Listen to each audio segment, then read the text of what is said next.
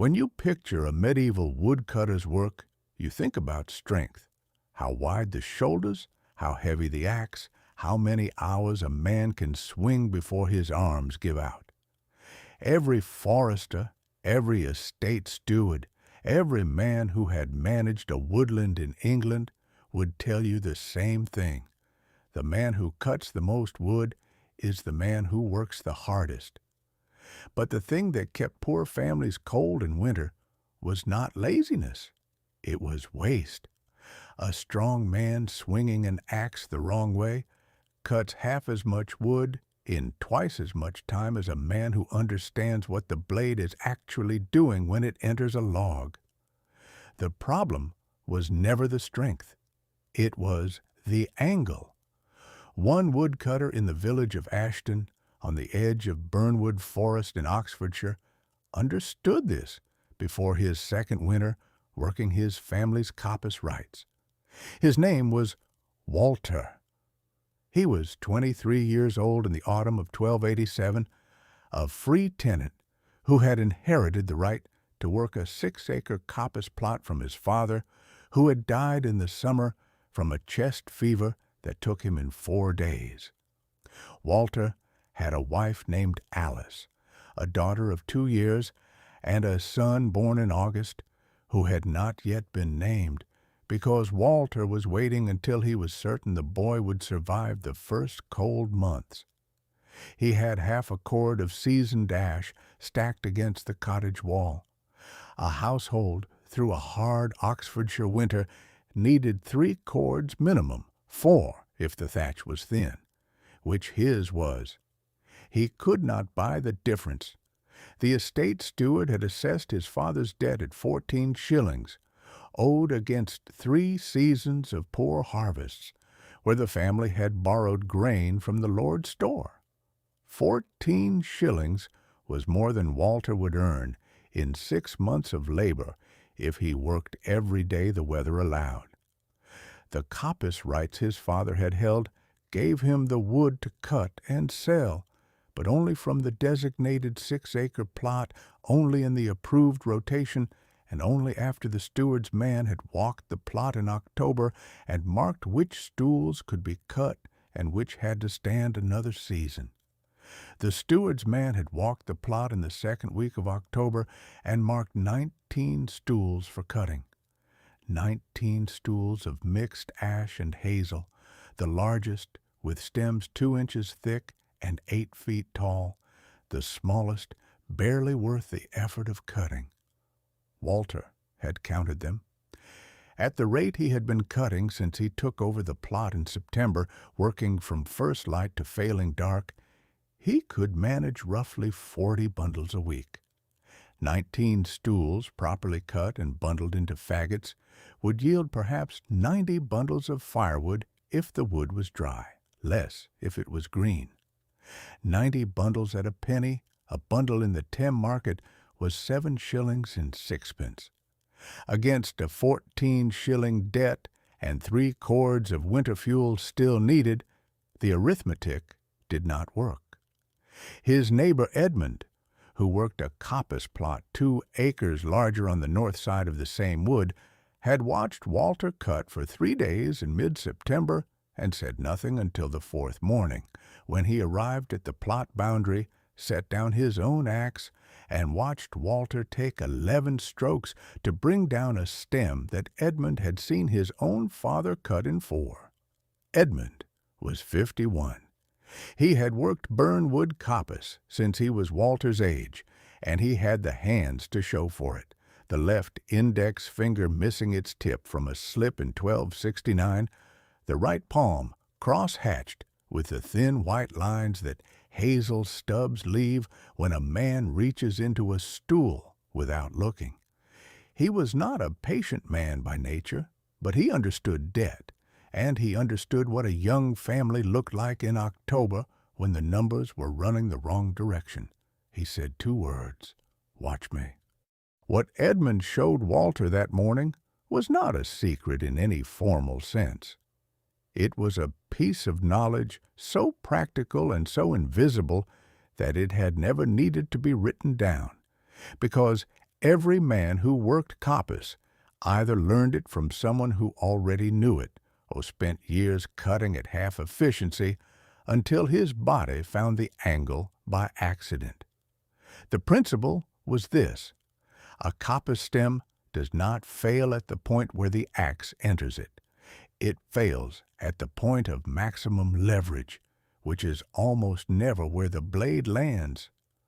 A man who swings at the middle of a stem is fighting the wood's own strength. A man who swings at the right point, 6 to 8 inches above the stool depending on stem thickness, with the blade angled at 30 degrees rather than perpendicular, is using the wood structure against itself. The stem wants to split along the grain from the point of impact downward. The angle of the blade directs the split toward the base. The stool is left clean and flat, ready to regrow. The stem comes away in one motion rather than 3. Edmund did not describe any of this. He picked up his axe, walked to the nearest hazel stem 2 inches thick and 7 feet tall, positioned his feet, and cut it in 4 strokes. He set it aside. He pointed at the stool. Walter looked at it.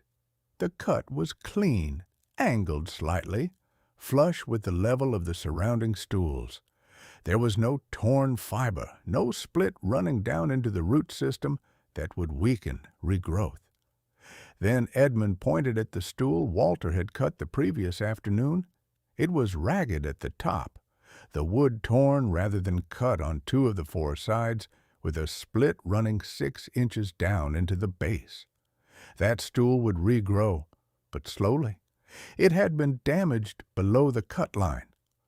Walter asked how many strokes Edmund needed on a 2-inch stem. 4, Edmund said. 3, if the angle is right on the first stroke. Walter had been using 7 to 9 on the same thickness. The difference between 7 strokes and 4 strokes on a 2-inch hazel stem seems small until you apply it across a full day's work. Walter cut at the pace his father had taught him, which was the pace his father's father had taught his father, which was the pace that had been standard in that part of Bernwood for as long as anyone could remember. It was not a bad pace. It produced enough wood to keep a family fed through normal winters and to pay normal fees in normal years. It had never needed to be examined because it had never failed badly enough to demand examination. In an ordinary year, Walter would have cut his 19 stools across 3 weeks in October and November, bundled the wood into faggots, paid his haulage, sold at market, kept what was needed for the household, and arrived at December with the debt still hanging, but the winter covered. His father had lived this rhythm for 20 years. It worked within its limits. The limits were the problem.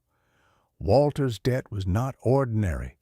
His father's illness had come in the middle of the summer cutting season, which meant 2 months of coppice work had been lost at the most productive time of year. The 14-shilling debt was the accumulated cost of that lost time plus 3 seasons of borrowed grain that the family had never fully repaid.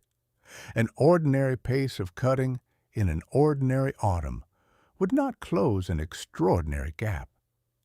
Edmund had watched the calculation happening and had intervened not out of friendship, which was not a strong bond between them, but out of the same practical logic that made farmers in the same village careful about each other's fields.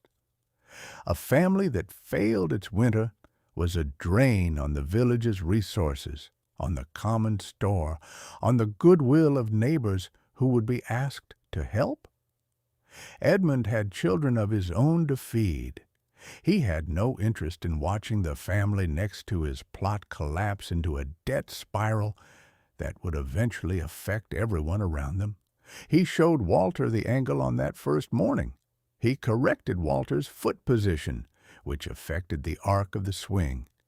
He demonstrated the wrist movement at the moment of contact that directed the blade's energy into the split rather than losing it in a bounce. He showed Walter how to read the grain of each stem before the first stroke, finding the natural line of weakness that the blade should follow. Walter tried it on the next stem. He used 6 strokes, and the cut was cleaner than his previous work, but still not what Edmund had shown. Edmund made him do it again on the next stem. 5 strokes. Again, 4 strokes. The stool was clean. Edmund picked up his own axe and went back to his own plot without saying anything further. The change in Walter's output was not immediate. Knowing the correct angle and executing it consistently are different skills, and the second requires the body to unlearn a pattern it has been repeating for 2 years. Walter's hands knew their own way of swinging. They had built a groove in his muscles and his timing that the new angle kept interrupting. For the first 3 days after Edmund's demonstration, his stroke count dropped from 8 to 6 on average, and then on the 4th day climbed back to 7 when he stopped thinking about his feet and fell into the old habit. He went to Edmund at the end of the 4th day and said the improvement was not holding. Edmund did not offer reassurance. He asked Walter to show him the last stool he had cut. Walter brought him to it. Edmund looked at the cut surface and pointed to where the blade had entered. "You are cutting where you can see," Edmund said. "You are not cutting where the stem breaks." He picked up a short piece of hazel from the ground, held it vertically at eye level, and pressed his thumb against a point 6 inches from the bottom end. He pressed until the wood bent slightly. The bend created a visible curve, the wood straining at the point of maximum tension. That is where it wants to fail. Your blade needs to be there, not where your eye is comfortable. Walter looked at his thumb position on the stick, 6 inches from the base. His natural cut had been 8 to 10 inches up, where the stem was narrowest and seemed most cuttable. He had been cutting where it looked easy. Edmund cut where the physics required. The next morning, Walter worked with Edmund's thumb position in his mind rather than his own eye. He planted his feet closer to the stool and felt natural, which shortened his arc, but put the blade entry point lower on the stem. The first cut felt wrong in his arms because the angle was steeper than anything his muscles recognized. The stem came down in 4 strokes. He moved to the next one, 4 strokes. The third stem had a fork 3 feet up that complicated the angle and took him 5. He cut 12 stems before the morning meal break. He had previously been cutting 7 in the same time. Edmund came to the plot boundary that afternoon and watched Walter work for perhaps 20 minutes without speaking. Walter was aware of being watched and kept his attention on the stems. When he finished the current section and straightened to rest, Edmund was gone. He left Walter a tool the following morning, not a different axe, but a modification of the handle on Walter's existing axe. Edmund had trimmed 2 inches from the bottom of the handle and refitted the head 3 degrees back from perpendicular. The result was a blade that sat at a slightly different angle relative to the user's grip, making the 30-degree entry angle natural rather than forced. Walter would not have to calculate the angle on each stroke. The tool would produce it automatically. Walter asked how much he owed for the modification. Edmund said a bundle of straight hazel wands, 12 inches long, when the cutting was done. He was building a hurdle fence for his pig enclosure and needed the material. The modified axe changed the effort required for the first stroke on each stem. Before, Walter had to consciously adjust his swing to find the angle Edmund had shown him. Now the handle led his wrists into it. The stroke felt lower effort than before, not because less force was applied, but because more of the force was directed into the split rather than lost in compression against the wood's grain. By the end of the first week, using the modified tool, Walter was cutting 17 to 18 stems per day on good working days. His previous rate had been 9 to 11. The improvement was not in his strength, which had not changed. It was in the ratio of useful work to wasted effort in each stroke. Alice noticed the difference before Walter described it to her. She had been to the plot twice to carry water, and on the second visit she counted the cut stools behind him as she walked the line. She did not say anything at the time. That evening, after the children slept, she set his bread ration on the table and then set a second piece beside it. "You are ahead," she said. The steward's man, a clerk named Hugh, who managed the woodland accounts for the estate, came to the plot in the third week of October to check the cutting progress against the schedule he had set in September. He walked the marked stools, counted the cut ones, and compared the number to the date. Walter was 2 weeks ahead of where Hugh expected him to be. Hugh asked whether Walter had taken wood from outside the marked stools. Walter said no, and walked Hugh to each cut stool to show the marks were the correct ones. Hugh examined 3 of them, checking that the cut was flush with the stool level and that no wood had been removed from unmarked growth. The cuts were clean. There was no evidence of unauthorized cutting. Hugh wrote the count in his book and said nothing further, but as he left the plot he paused at the boundary and looked back at Walter working. Walter was aware of the pause. He kept cutting. Hugh had managed woodland accounts for 11 years.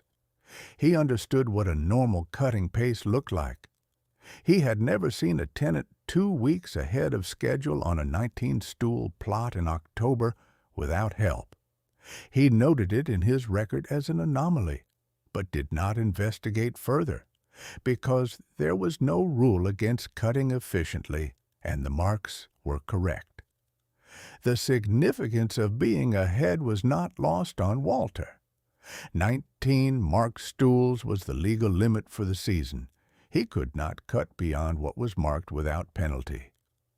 But the time he saved by finishing early was time that could be used for other work. The village had common pasture that needed fencing before winter.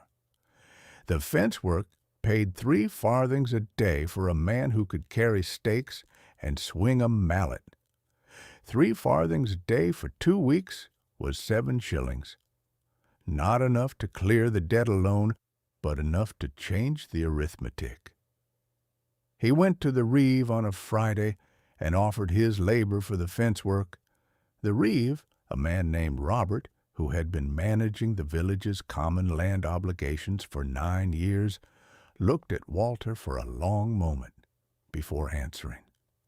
Free tenants with coppice rights did not typically seek wage labor. They were expected to cover their own expenses from their plot income.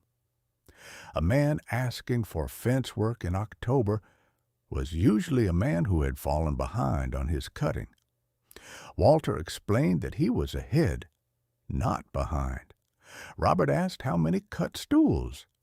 14 of 19, Walter said. 2.5 weeks until the last marking date. Robert wrote him into the fence work schedule for the following Monday. The fence work ran for 9 days before the ground hardened enough to make post driving impractical. Walter earned 2 shillings and 3 farthings.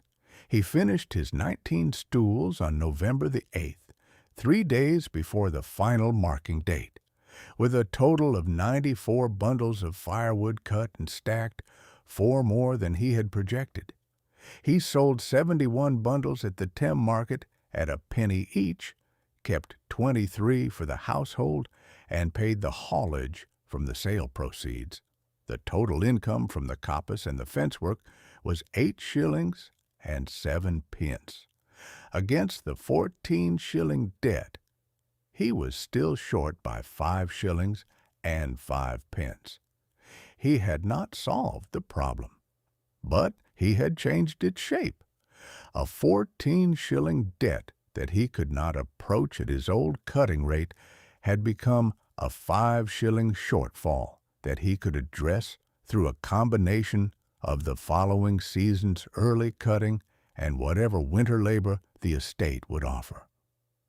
He told Alice the numbers on the evening of the last market day.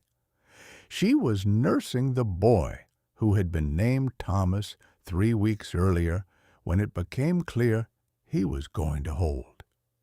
She listened to the figures without expression until Walter finished. 5 and 5 is not 14, she said. No, Walter said. She looked at the fire, then back at him. What did Edmund show you? Walter explained the angle, the foot position, the point of maximum leverage, and the modified axe handle. He explained it the way Edmund had explained it to him, through description of what to look for rather than through theory about why it worked. Alice asked why his father had not known this. Walter said he did not know. Edmund had learned it from a charcoal burner who had worked the same forest 30 years earlier, a man who had spent his working life understanding how wood failed under force because his income depended on producing consistent lengths of timber for the charcoal process. The charcoal burner had taught Edmund the angle for a different purpose, to produce clean, straight splits for the charcoal stacks rather than ragged breaks that wasted material. Edmund had applied it to coppice cutting because the principle was the same. Walter's father had never met the charcoal burner. He had learned his method from his own father, who had learned it from his, and the chain went back to a time before anyone in the family's memory, when some ancestor had developed a technique that worked well enough for ordinary years and had never been improved because ordinary years did not demand it. The winter of 1287 was hard by Oxfordshire standards, a wet November that rotted the late root vegetables in the field, followed by a January freeze that came without the snow cover that insulated the ground in harder but drier winters. The river at Thames froze at the ford for 11 days in February, cutting the village's access to the market in a direction that affected 3 households badly, including the miller, who depended on winter grain trade to maintain his summer stock. Walter's household burned 2 1/4 cords of the wood he had kept from the coppice, plus a half cord of dead wood he had gathered from the forest floor on the days when the frost made the ground hard enough to walk without sinking. The total of 2 3/4 cords was less than the 3-cord minimum that conventional wisdom in the village required. His hearth was not warm in January. The children slept with their feet toward the fire and their coats on their blankets, and Alice spent the coldest nights awake feeding the fire in 2-hour intervals. But the household did not go cold. It did not fall short in the way that shortfall meant in a medieval winter, when cold meant wet, meant sick, meant the kind of illness his father had caught in summer from a lesser exposure and died from in 4 days. The children were thin in February and full in March, which was the pattern of the season for most families, not a sign of exceptional hardship. Edmund's household burned 3 full cords and finished April with a 1/4 cord remaining, which he stacked dry for the following autumn. He had cut at his usual pace through October and November and had not needed to change anything because he was not in the position Walter had been in. He had no debt and no urgency. and the method he had shown Walter was simply the method he used, the only one he knew, the one the charcoal burner had given him decades earlier without ceremony. He did not ask Walter how the winter had gone. He saw the household at church in March when the roads opened enough for Sunday attendance, and he saw that Alice was present, and the children were present, and Walter was present, and that was sufficient information. In April, when the coppice stools were beginning their spring growth and the new season's cutting rotation would be set, Edmund found Walter at the plot boundary early one morning. Walter said he wanted to show Edmund something. He had modified a second axe, the one Alice's brother used when he helped with the cutting in the busy weeks of October, using the same angle adjustment Edmund had made to Walter's tool. He had cut the handle himself and refitted the head over 3 evenings in February, using the time freed by the shorter working days. The balance was not quite right. The head sitting slightly too far back from what Edmund's adjustment had achieved, but the principle was correct. Edmund took the axe, swung it twice without a target to feel the arc, and then cut a single small stem that had grown up from an unmarked stool at the plot edge. 3 strokes. He handed it back. "Move the head forward 2 finger widths," he said. "The angle will hold, but the arc will be longer. On thick stems, that matters." Walter went home and adjusted the head that evening. The knowledge moved through Bernwood Forest the way practical knowledge moved in any medieval woodland community, through the people who worked the same ground and shared the same economic pressure, not through any formal instruction or lord's directive, but through the ordinary observation of men who watched each other work and asked questions when the results they saw did not match the results they expected. Roger, who held a coppice plot on the south side of the same section, had seen Walter's cut stools in late October when he walked the boundary to check a disputed marker. He had noticed the angle of the cuts, which was different from the flat perpendicular cuts that were standard on the plots around him. He had said nothing to Walter at the time because the 2 men were not on speaking terms, having disputed the boundary marker for 2 seasons. But he had looked at the stools for longer than a boundary inspection required. He came to Walter in the following autumn when the boundary dispute had been settled by the steward's man in Walter's favor, and asked directly about the cutting angle. Walter told him what Edmund had told him, and added what he had learned in the years since, that the angle varied with stem thickness, that very thin stems under 1 inch needed less angle and very thick stems over 3 inches needed more, and that the foot position had to compensate for the shorter arm arc when cutting close to the stool. Roger listened without writing anything down, because Roger could not write and neither could Walter, and asked 2 questions. Both were specific. Both showed he had been watching and had already formed partial conclusions that he was checking against what Walter was telling him. He did not thank Walter. He went back to his plot, and Walter heard his axe working for the rest of the morning. The stroke rhythm was different from the day before. Shorter intervals, fewer strokes per stem. The steward's man, Hugh, came to Walter again in the following October, the 2nd season after Edmund's demonstration, not for an inspection, but with a question. The estate had a section of coppice on the far side of Bernwood that it worked with hired labor, paying by the day rather than through tenant rights, because the section was too far from any village for a family holding to manage it on foot. The hired cutters were slow, and the estate's wood income from that section had been declining for 3 years as the rotation fell behind the optimal schedule. Wood cut on the wrong rotation produced thinner stems and fewer bundles per stool. Hugh had seen Walter's cutting pace across 2 seasons. He had also heard, through the usual movement of information among the men who worked the forest, about the angle method and the modified tools. He asked whether Walter would spend 2 weeks in November working the estate section and teaching the hired cutters the method.